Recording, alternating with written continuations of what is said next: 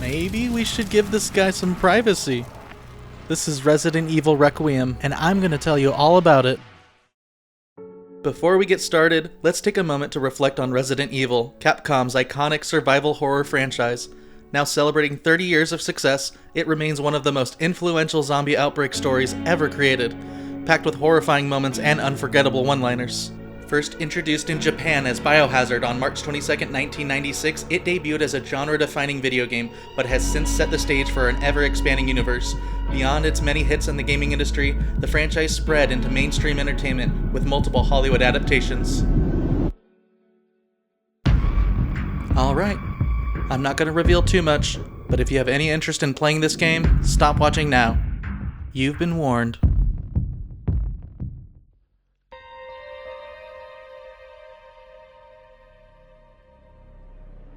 You'll play as Grace Ashcroft, an FBI analyst who, like a certain rookie cop before her, is new to the field. She's not the bravest cadet, but with every encounter, Grace gains more and more confidence. As do you. Later, you'll step into the shoes of Leon S. Kennedy, one of the franchise's more seasoned veterans. Returning as a federal agent within the DSO, a U.S. government counterterrorism unit, you'll play through each chapter in separate ways, a familiar framework seen throughout the Resident Evil series. Taking turns, you'll survive a few rounds with the infected, only to find yourselves locked inside of a medical facility, where a hideously scarred doctor extracts his patient's blood in pursuit of a mysterious serum.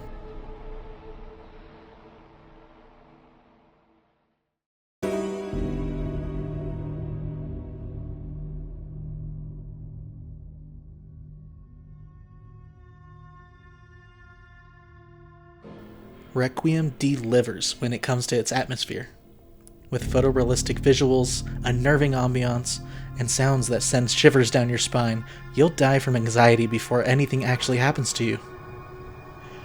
To put it simply, Capcom created a nightmare simulator, one that builds on the originals by incorporating new ways to terrify you. The game's loaded with global illumination, realistic shadows, ray tracing, and dissonant sounds that amplify your fear. Requiem immerses you in a world of extraordinary detail, where every corridor and encounter feels viscerally real. You're kept in a constant state of unease, never quite ready for what comes next.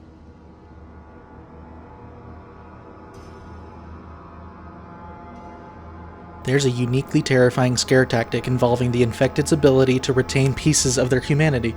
At one point, I passed through a restroom and found a zombified maid muttering how she must clean as she smeared blood across the mirror. In another room, an infected patient who seemed sensitive to loud noise heard me step on broken glass, sending him into a frenzy as he swung his IV at me, shouting, "Be quiet." My favorite aspect of Requiem's atmosphere is its intentional use of darkness. Both playable characters carry a flashlight in their free hand, letting you shine it into the shadows at will. Not only does being able to see your surroundings ease the tension, it just as quickly kicks your nerves into overdrive, forcing you to focus all of your attention on the incredibly gruesome scenes Resident Evil is known for. Speaking of gruesome scenes, I've taken the liberty of shielding those who don't do well with graphic violence, and saved it all for the end. Meaning, from this point on, it gets nasty. So much blood. More blood? Wait, where is it even all coming from? Anyway, this is the least of it, so consider this your final warning.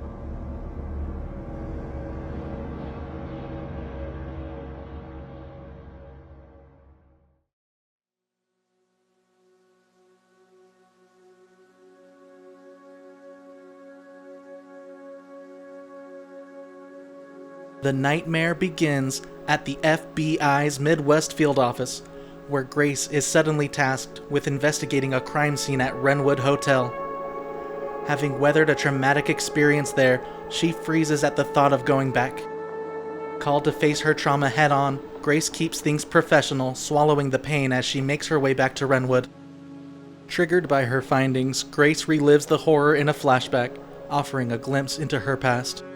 It's here that she's captured by the disfigured doctor, who reveals that her visit was no coincidence, but part of a plan long in motion.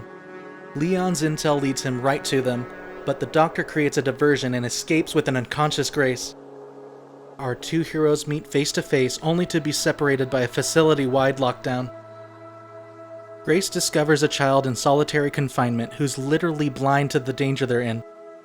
Realizing she can't just leave her there, Grace introduces herself. Emily, the girl replies. After a long night of survival, Grace, Leon, and Emily escape Rhodes Hill and uncover the truth behind the deranged doctor's work. So, who is this doctor, and what is he up to? His name is Dr. Victor Gideon, a former Umbrella Corporation researcher who's been conducting twisted experiments in pursuit of Alpus, a serum said to accelerate human evolution. Running his final experiment, Dr. Gideon comes to the conclusion that there's more to Grace than anyone realizes. He finds Grace alone and offers to show the important part she plays in all this. She goes willingly, with Leon on their trail.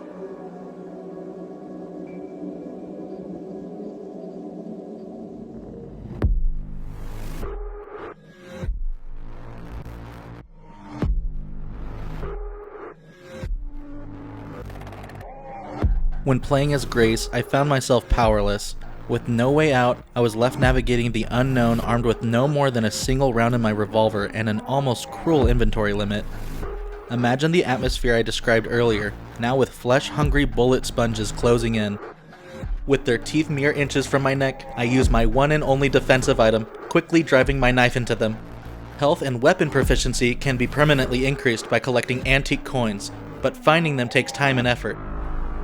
Safe rooms are few and far between, offering typewriters to save progress and storage boxes for gear I can't afford to carry.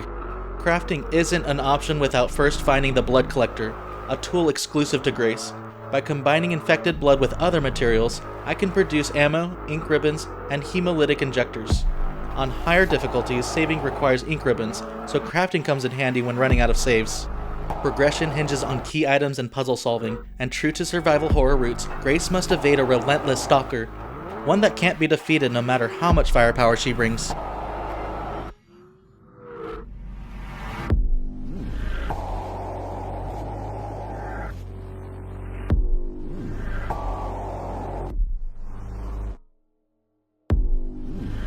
Playing as Leon feels like an entirely different experience. Instead of those tight enclosed spaces Grace endured, I now move much more freely in third person. A tracking device logs each enemy I take down, rewarding me with credits to spend on weapon upgrades and a wider arsenal of firearms. With buy stations scattered across the map, I'm far better equipped for the journey ahead. Weapon upgrades let me fine-tune my arsenal, modifying sights, barrels, stocks, triggers, and magazines to improve performance. I can also attach charms that enhance each weapon, boosting firepower, or even allowing bullets to pass through multiple enemies. Some gun parts are free for the taking, but require unlocking secured containers to reach them. Leon starts with exclusive access to the hatchet, a powerful tool that can deliver finishing blows and parry incoming attacks with well-timed precision. It wears down with use, but with proper maintenance, it remains a dependable part of his arsenal. To make things even better, Leon can pick up melee weapons dropped by enemies.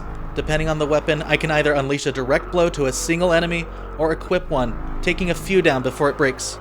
Leon deals with far more than Grace ever does. Some infected wear body armor, while others wield chainsaws, and somehow, some even fire mortars. Leon's segments are action-oriented, with a high level of combat situations, adding a number of epic boss battles that I found particularly satisfying.